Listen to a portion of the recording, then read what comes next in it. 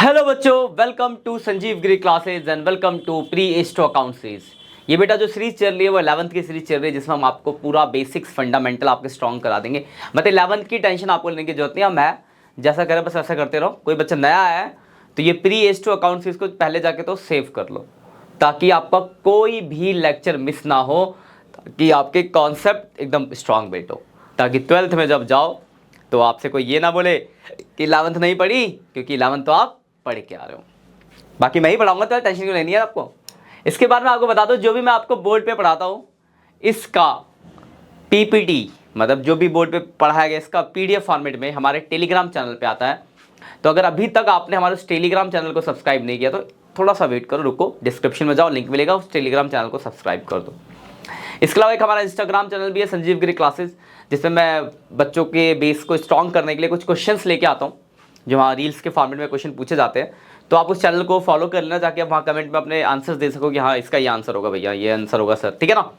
जिससे कि आप एक मुझसे कनेक्टेड रहोगे और मुझे पता भी चलता है कि हाँ आप लोग पढ़ रहे हो, ठीक है। तो देख लेना, एक बार चेकआउट जरूर कर लेना उसको भी, और फॉलो कर लेना। वहाँ पे कुछ क्वेश्चन ऑलरेडी डले हुए हैं, तो उनके आंसर्स देना आपके काम है। बात करते हैं हम आज क्या पढ़ने वाले। बेटा आज हम, ये बहुत इंपॉर्टेंट चैप्टर है, चैप्टर नंबर 3 है हमारा, जो हम पढ़ेंगे वन शॉट, आज ही शुरू होगा, आज ही खत्म भी हो जाएगा ये। इसमें हम अकाउंटिंग अजम्पशंस एंड प्रिंसिपल्स पढ़ेंगे। तो पहले आपको बताऊं जी, what is assumptions and what is principles. तो अजम्पशंस और प्रिंसिपल देखो क्या है। देखो, अकाउंटिंग को बनाया तो इंसानों ने ही है, तो जब कोई इंसान कुछ बताता है तो उससे रिलेटेड रूल्स एंड रेगुलेशंस बनाता है। तो अकाउंटिंग के रिलेटेड रूल्स एंड रेगुलेशन बनाए गए, जो जनरली एक्सेप्टेड अकाउंटिंग प्रिंसिपल जिसे हम कहते हैं, गैप, इसकी फुल फॉर्म कभी कभार पूछी जाती है, GAAP, आप लिख लो GAAP, गैप मतलब जनरली एक्सेप्टेड अकाउंटिंग प्रिंसिपल्स। तो अजम्पशंस एंड प्रिंसिपल्स है। तो अजम्पशंस और प्रिंसिपल्स, 3 अजम्पशंस है, बाकी 11 प्रिंसिपल्स है। अजम्पशंस क्या होता है पहले समझते हैं, अजम्पशंस की बात करेंगे पहले। तो अजम्पशंस का बेसिकली मतलब ये होता है जो आपको प्री एज्यूम करके चलना है, मतलब जो आप मान के चलोगे कि आपको ऐसा करना है। तो जनरली हर जगह ये फॉलो किया जाता है, इंडिया नहीं मतलब समझो पूरे वर्ल्ड में ये फॉलो किया जाता है। और प्रिंसिपल्स वो आपके बिजनेस के अकॉर्डिंग जो प्रिंसिपल होंगे उनको आप इन पर अप्लाई करोगे, इनको इन्वॉल्व करोगे। तो हम एक एक करके डिस्कस करते हैं, बहुत इंपॉर्टेंट है, वन शॉट में क्वेश्चन आता है इसका, और एग्जाम में डेफिनेटली ये आएगा ही आएगा, और 6 नंबर पक्के आपके। तो देखो हमें जो पढ़ना है गैप की अगर मैं बात करूं, देखो सबसे फंडामेंटल जो गैप है, जनरली एक्सेप्टेड अकाउंटिंग प्रिंसिपल्स है आपके। तो इसकी बात थोड़ा ध्यान से समझिएगा जरा। तो फंडामेंटल अकाउंटिंग assumptions और concept are the assumptions which are procured to have been followed in preparing the annual accounting। मतलब हम अकाउंट्स बनाते हैं तो उस अकाउंट्स को बनाने के लिए जो रूल्स जो हम फॉलो करते हैं वो रूल्स है अकाउंटिंग के assumptions एंड प्रिंसिपल जो हमें फॉलो करना है। तो सबसे पहली बात करते हैं फंडामेंटल अकाउंटिंग assumptions। पहले हम पढ़ेंगे बेटा अजम्पशन। मैंने आपको बताया 3 अजम्पशंस होते हैं। अजम्पशंस का बेसिकली मतलब है जो आपको प्री एज्यूम करके चलना है, जो आपको मान के चलना है। तो 3 चीजें जो आपको मान के चलनी है, जिसमें पहला है आपका गोइंग कंसर्न अजम्पशन। तो what is going concern assumption, हम क्या पहला पढ़ेंगे, हम गोइंग कंसर्न अजम्पशन। तो देखो बेटा गोइंग कंसर्न अजम्पशन क्या कहता है, गोइंग कंसर्न अजम्पशन कहता है कि the life of the business is infinity period of life. देखो लाइन इसमें, the concept assume that every business has a long indefinite life, मतलब उसकी जो लाइफ होगी इन्फिनिटी पीरियड ऑफ लाइफ होगी। आप खुद बताओ, आप अगर अपना बिजनेस स्टार्ट करोगे तो क्या आप जब बिजनेस स्टार्ट करते हो कभी ये सोचते हो कि मैं 2 साल बाद बंद करूंगा, या 4 साल बाद बंद करूंगा, या 10 साल बाद बंद करूंगा? कोई कभी नहीं सोचता कि मैं अपना बिजनेस बंद करूंगा। एवरीवन थिंक दैट कि हाँ हमारा बिजनेस होगा वो इन्फिनिटी पीरियड ऑफ लाइफ होगा। वो ऑल दो अलग बात है कि वो बिजनेस चला नहीं तो 2 साल बंद हो जाए या 4 साल बंद हो, डिफरेंट थिंग्स है। लेकिन आप मान के क्या चलते हो? क्या आप बिजनेस स्टार्ट करते टाइम ये सोचते हो कि मैं अपना बिजनेस इस दिन बंद करूंगा?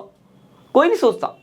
तो गोइंग कंसर्न अजम्पशन, ये अजम्पशन यही कहता है कि जो बिजनेस की लाइफ है वो क्या है, इन्फिनिटी पीरियड ऑफ लाइफ है। और ये अजम्पशन जो है उसी को हम कहते हैं गोइंग कंसर्न अजम्पशंस। क्लियर है पहला अजम्पशंस? पढ़ने के लिए थ्योरी नोट्स आपको अपने टेलीग्राम चैनल पे मिल जाएगा अपना, वो आप ही का अपना चैनल है, तो सब्सक्राइब कर लो उस चैनल को, और ये पूरी की पूरी पीपीटी आपको मैं वहाँ पे दे दूंगा, जहाँ से कि आप इसको अपनी लैंग्वेजेस में पढ़ लो और लिख सको कैसे लिखना आपको, ठीक।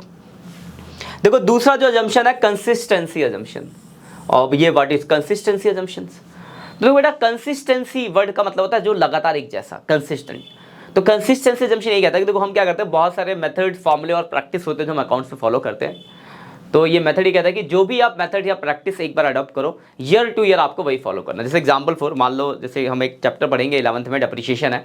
तो डेप्रिसिएशन में बहुत सारे मेथड है, 8-10 मेथड्स हैं। 11th में तो आपको सिर्फ 2 ही पढ़ने हैं, वैसे बहुत सारे मेथड, 8 मेथड्स है।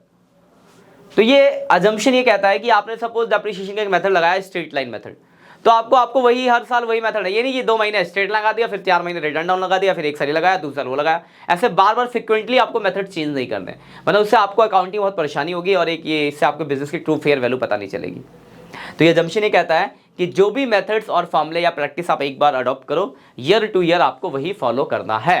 यही कहता है आपका कंसिस्टेंसी जम्पशन। देखो लिखा है, this principle requires that accounting practice method and techniques used by A business unit should be consistent, मतलब लगातार एक जैसा हो, ऐसा नहीं कि चेंज करे। A business unit can adopt any accounting practice but once a particular practice is chosen it must be use for the number of various years, ठीक है ना। तो जो भी मतलब ऐसा नहीं कि आपको कोई रूल है कि आपको यही चूज करना, आप कोई भी प्रैक्टिस मेथड यूज कर सकते हो, लेकिन जो भी आप एक बार अडॉप्ट करो ईयर टू आप वही फॉलो करो, that is called consistency assumption. तो ये आपका दूसरा अजम्पशन कंसिस्टेंसी।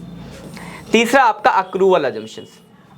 देखो अक्रूवल, इसके ऊपर एक चैप्टर पढ़ोगे अक्रूवल बेसिस अकाउंटिंग, चैप्टर 4 जब पढ़ेंगे हम, उसी से रिलेटेड है अक्रूवल अजम्पशन भी। अक्रूवल अजम्पशन बेसिकली कहता क्या है, तो अक्रूवल अजम्पशन ये कहता है कि आपको अपने बिजनेस का नेट इनकम निकालना है या नेट खर्चा निकालना है। तो इसका मतलब है कि उस साल में जो भी खर्चा हुआ टोटल रिकॉर्ड करना है। जैसे एग्जांपल फॉर इनकम, दो बातें करता है, इनकम और खर्चे की। जैसे इनकम की बात करूं तो सपोज इस साल आपको 10,000 रुपये आपको इनकम मिल गई और 5,000 मिलनी बाकी है, तो ये अजम्पशन कहता है कि आपको इनकम कितनी वो लिखना है, मतलब 15,000 लिखो, मतलब income are recorded at the time of earn. जब आप पैसा कमाओगे तब रिकॉर्ड कर दो, चाहे कैश मिला हो या ना मिला हो। कैश सपोज मार्च में आपकी इनकम मिल रही है आपको जुलाई में, तो कहता भाई मुझे तो जुलाई में, तो मैं जुलाई में रिकॉर्ड करूंगा। किस महीने की इनकम है, तो मार्च की है। तो जब आप पैसा कमाओगे तभी आप उसको रिकॉर्ड कर दो, चाहे एक्चुअल कैश रिसीव हुआ हो या ना हुआ हो। और वैसे ही खर्चे के लिए भी कहता है कि expense are recorded at the time of incurred actual cash paid और नॉट, मतलब खर्चा आप तब रिकॉर्ड करोगे जब आपका खर्चा हो गया, चाहे आपने पेमेंट करी हो या ना करी हो। जैसे एग्जांपल सपोज इस महीने मेरा खर्चा, मैंने 10,000 रुपये रेंट पे किया और ये 5,000 रुपये पे करना बाकी कुछ खर्चा, तो मैं खर्चे में जो दिखाऊंगा मैं टोटल खर्चा दिखाऊंगा कि हाँ मैंने 10 पे किया, 5 पे करना बाकी, मतलब टोटल मेरा 15,000 रुपये इस महीने का खर्चा हुआ है। ये इससे क्या होगा कि आपको अपने बिजनेस की सही वैल्यू पता चलेगी। तो अक्रूवल अजम्पशन दो बातें करता है, एक इनकम की और एक एक्सपेंस की। मतलब इनकम मतलब रेवेन्यू और एक्सपेंस। तो रेवेन्यू को आप कब रिकॉर्ड करोगे, तो जब आपने रेवेन्यू कमा लिया है, कैश मिला ना मिला उसकी बात छोड़ दो, जब कमाया उसी साल आप रिकॉर्ड कर दोगे। और सेम बात है खर्चे की, खर्चे को तब रिकॉर्ड करोगे जब खर्चा हो गया, चाहे पेमेंट करी हो या ना करी हो। तो ये 3 अजम्पशंस से जो जनरली हर बिजनेस, चाहे इंडिया का हो चाहे बाहर का, हर बिजनेस इसको फॉलो करता है, that is assumptions of accounting. 3 assumption बहुत इंपॉर्टेंट, 3 अजम्पशन, यहाँ से 1 या 2 अजम्पशन पक्का एग्जाम में आता ही आता है, तो इसको दिमाग में फिट कर लो। इसके बाद आते हैं principles, accounting principles. Accounting principles का मतलब है रेगुलेशंस, रूल्स जो आपको मानना है, जो आप मान के चलोगे। तो सबसे पहला अजम्पशन है बिजनेस, मतलब प्रिंसिपल बिजनेस एंटिटी या अकाउंटिंग एंटिटी प्रिंसिपल्स। तो देखो बिजनेस एंटिटी प्रिंसिपल कहता है कि देखो मैं आपको पढ़ के बता दूं कि बिजनेस इज कंसर्न, बिजनेस का क्या, this consider concept consider a businessman business unit as a separate entity.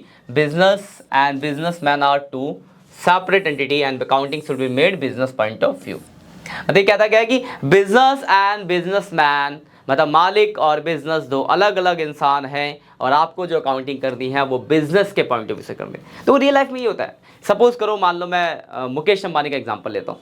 तो मुकेश अंबानी का जो organisation that is Reliance industry है ना।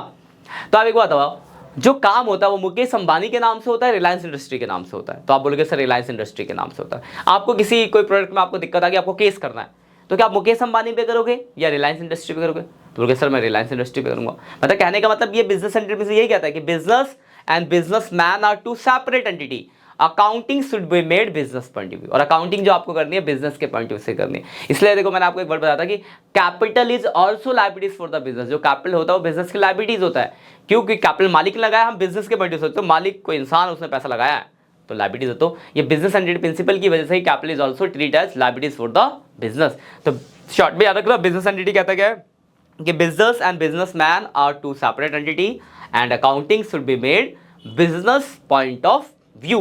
दिमाग में रखना, ठीक है। अगला देखो नाम ही छिपा है, मनी मेजरमेंट प्रिंसिपल। देखो याद होगा जब मैंने आपको अकाउंटिंग की डेफिनेशन पढ़ाई थी तो मैंने आपको एक बात बताई थी चैप्टर फर्स्ट में कि accounting record only those transaction which are in terms of money due to this principles. तो ये प्रिंसिपल कहता है कि only those transactions are recorded in the books which are in terms of money या express in terms of money. मतलब उन्हीं बातों को आप बुक्स में लिखोगे जिनको आप मॉनेटरी टर्म में एक्सप्रेस कर सकते हो, जिनकी कोई मॉनेटरी वैल्यू है, जिनकी कोई मनी प्राइस वैल्यू है, वही ट्रांजैक्शंस आपके बुक में रिकॉर्ड होंगे। जिनकी कोई मॉनेटरी वैल्यू नहीं है उसको आप रिकॉर्ड नहीं करोगे। ये कहता है आपका मनी मेजरमेंट। नाम ये मनी मेजरमेंट, मतलब जो मनी में मेजर होगा वो रिकॉर्ड होगा। अगला है आपका अकाउंटिंग पीरियड कॉन्सेप्ट। बेटा ये अकाउंटिंग पीरियड क्या कहता है? देखो हमने पढ़ा था कि बिजनेस जो गोइंग कंसर्न की बिजनेस की जो लाइफ है इन्फिनिटी पीरियड ऑफ लाइफ है। बेटा लाइफ तो इन्फिनिटी पीरियड ऑफ लाइफ है, लेकिन आपको अपने बिजनेस का एक नेट रिजल्ट ऑपरेशन तो देखना पड़ेगा ना। आगे डिसीजन ये थोड़ा कि ये बात बिजनेस चला दिया छोड़ दिया, इन्फिनिटी पीरियड चलते रहो डूब जाओ बर्बाद हो जाओ पर चलते रहेगा, थोड़ी होता है। तो आपको क्या करना पड़ता है, हर 12 महीने, जो 12 महीने का पीरियड होता है, हर 12 महीने के बाद हम अपने बिजनेस का नेट रिजल्ट ऑफ ऑपरेशन देखते हैं कि बिजनेस को क्या प्रॉफिट लॉस हुआ, क्या आगे की पोजीशन से कैसे डिसीजन आगे चलाना है नहीं चलाना। तो ये सारे डिसीजन कैसे होगा? आपकी बिजनेस की अकाउंटिंग देख के। तो जो 12 महीने का पीरियड है, उस 12 महीने का जो हम अकाउंटिंग करते हैं, उस 12 महीने के पीरियड को बोलते हैं अकाउंटिंग पीरियड। ये दो तरीके के होते हैं, एक आपका जनवरी से दिसंबर होता है जिसको हम कैलेंडर ईयर कहते हैं, और एक आपका अप्रैल से मार्च होता है जिसको हम फाइनेंशियल ईयर कहते हैं।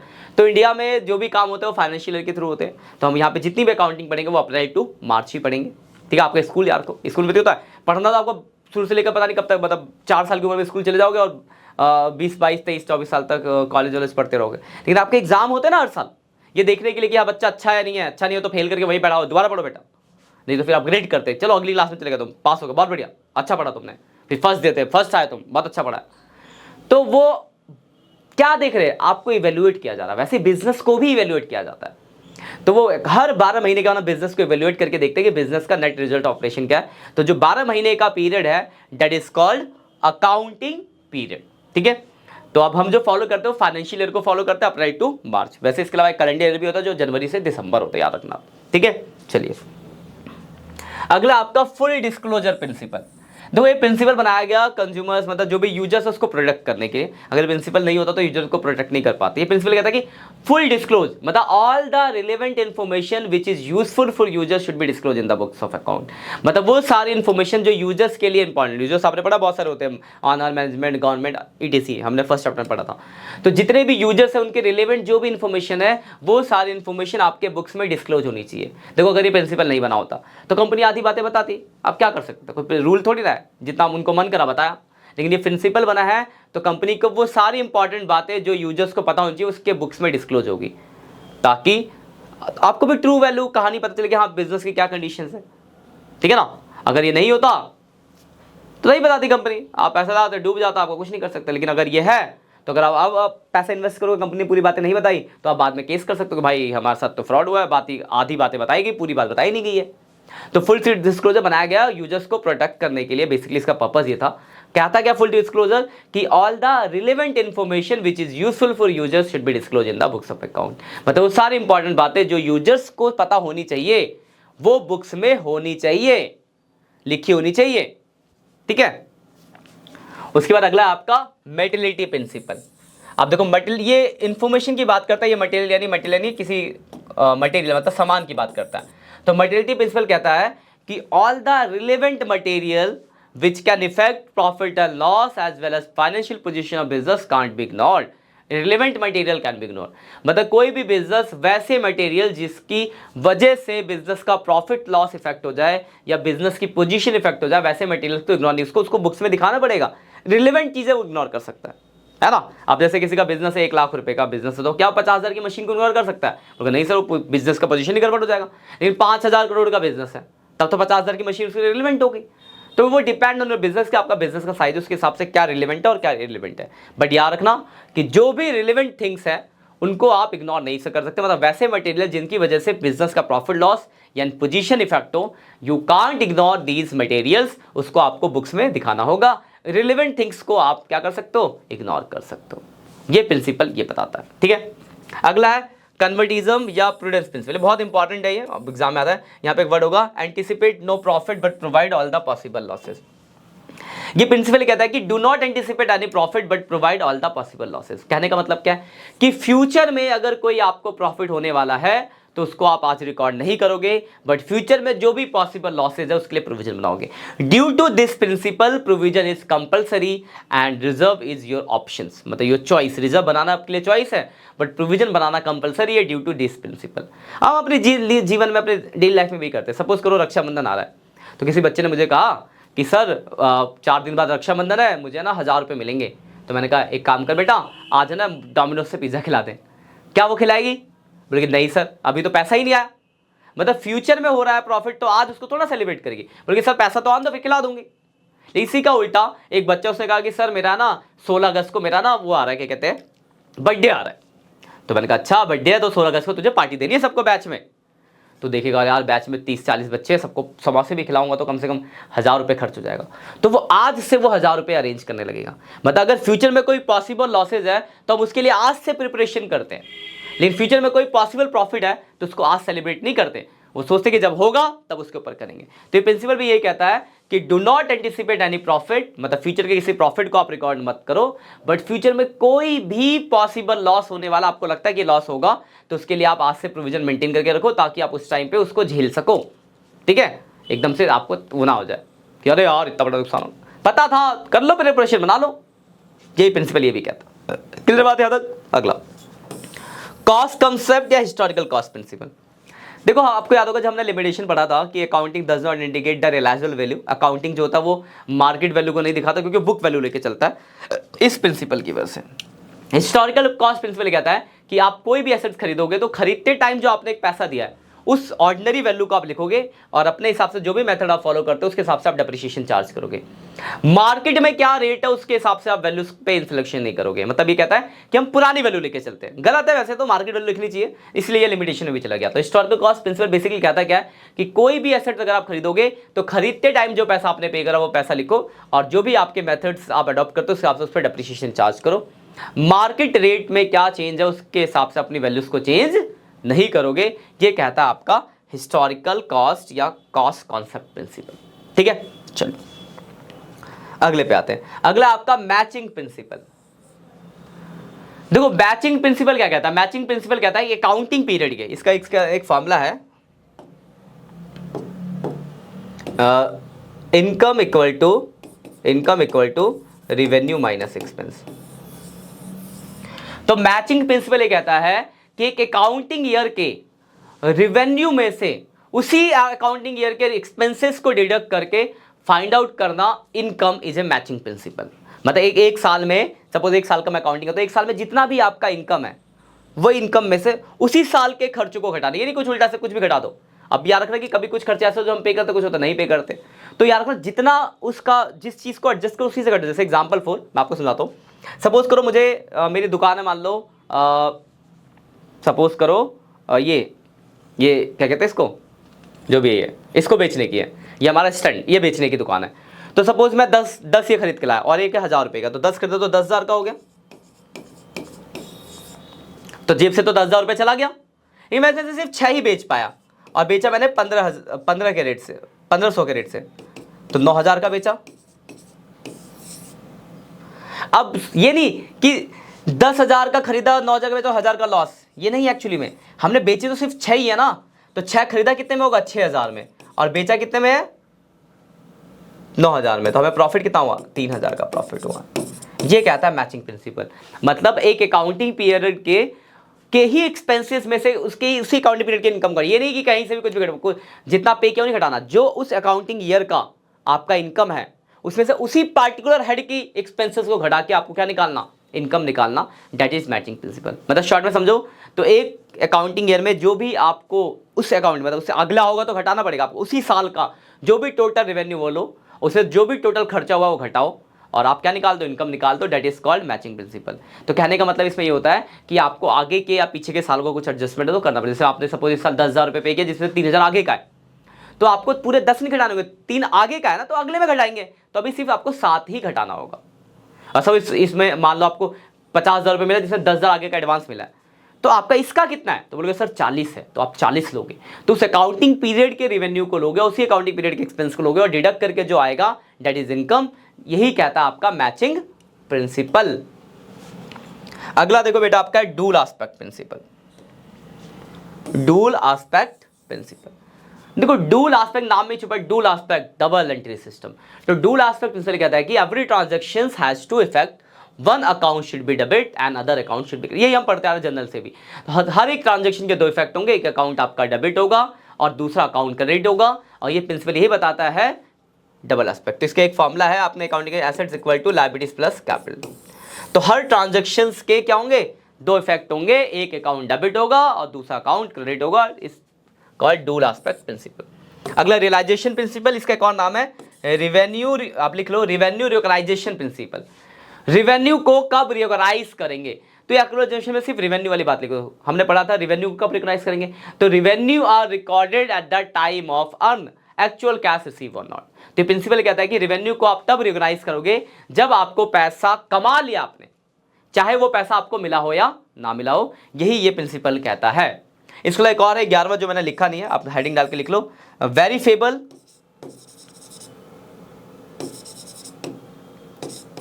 वेरीफेबल ऑब्जेक्टिव, लिख देता हूं मैं, ऐसे लिख लो आप, verifiable objective principle. What is verifiable objective principle, तो हमने पढ़ा है कि अकाउंटिंग जो होती है वो एविडेंस और वाउचर्स के बेस पे होती है। तो वेरीफेबल ऑब्जेक्टिव प्रिंसिपल ये कहता है कि first of all identify all the evidence and voucher, then accounting should be made. तो ये देखो, ये था आपका चैप्टर जिसमें अकाउंटिंग अजम्पशंस एंड प्रिंसिपल थे, और इसको इंडिया में जो रेगुलेट करता है वो ICAI करता है, institute of chartered accountant of India, और जनरली इसको गैप के थ्रू किया गया है, जनरली एक्सेप्टेड अकाउंटिंग प्रिंसिपल के अंदर। तो आप इसको ध्यान रखना, यहाँ से एक 6 नंबर का क्वेश्चन डेफिनेटली बनेगा। आपको देखो क्वेश्चन किस तरीके से आएगा, या तो आपको नाम दिया होगा कि जैसे कोई भी 3 नाम दे दिया, इनको एक्सप्लेन करो, या 2 नाम दे दिए, इसको एक्सप्लेन करो, तो आपको पता चाहिए वो प्रिंसिपल क्या कहता है, तो आसान हो गया। या फिर एक आएगा एप्लीकेशन बेस, जैसे बोला कि Ram and Ram enterprises company है, हम अकाउंटिंग राम इंटरप्राइजेज के नाम से करते हैं, बताओ कौन सा प्रिंसिपल, एक्सप्लेन करो। तो ये आपको पता होना चाहिए कॉन्सेप्ट। तो ये बिजनेस एंटिटी प्रिंसिपल है, तो आप बिजनेस एंटिटी के हिसाब से कर दोगे। हम क्या कोई कहानी है जिसमें लिखा है कि जिसका कंक्लूजन ये है कि फ्यूचर के प्रॉफिट को रिकॉर्ड नहीं करना, पर लॉस को के लिए प्रोविजन बनाना है, तो ये क्या था, कन्वर्टिज्म या प्रूडेंस प्रिंसिपल। तो फिर आप उसको एक्सप्लेन करोगे, मतलब आपको प्रिंसिपल पता होगा, तो कहानी को पढ़ के आपको आइडेंटिफाई करना पड़ेगा कि वो कौन सा प्रिंसिपल अप्लाई हो रहा है, फिर आप उसको उसके हिसाब से एक्सप्लेन करना होगा। वहां पे थोड़ा ध्यान रखना कि आपको थोड़ा डीप नॉलेज होनी चाहिए, क्योंकि अगर आपने प्रिंसिपल का नाम गलत रख दिया तो कितना भी लिख लो गड़बड़ हो जाएगा। लेकिन डायरेक्ट आया तब तो आपको दिमाग में रहेगा कि हाँ ये प्रिंसिपल ये कहता है। तो ये बहुत आसान चैप्टर वैसे, कि क्योंकि यहाँ पे आपको कुछ सॉल्व थोड़ा ना करना, ना कुछ आपको टेक्निकली समझना है, ये रूल्स है, इसको याद रख लो, ये रूल्स आएंगे सीधा आपको लिख देना है, सीधा सा क्वेश्चन, ठीक है ना। फिर भी अगर कोई परेशानी होती है, क्योंकि बच्चों को ये बहुत कॉम्प्लिकेटेड लगता है, क्योंकि सबसे आसान है ये, ठीक है, तो आप मुझे कमेंट सेक्शन में बोल सकते हो। बाकी ये जो भी बोर्ड पे मैंने पढ़ा है इसका PDF हमारे टेलीग्राम चैनल पे होगा, तो डिस्क्रिप्शन में जाके टेलीग्राम चैनल का लिंक है, उसे सब्सक्राइब कर देना ताकि आपको ये नोट्स मिल जाए।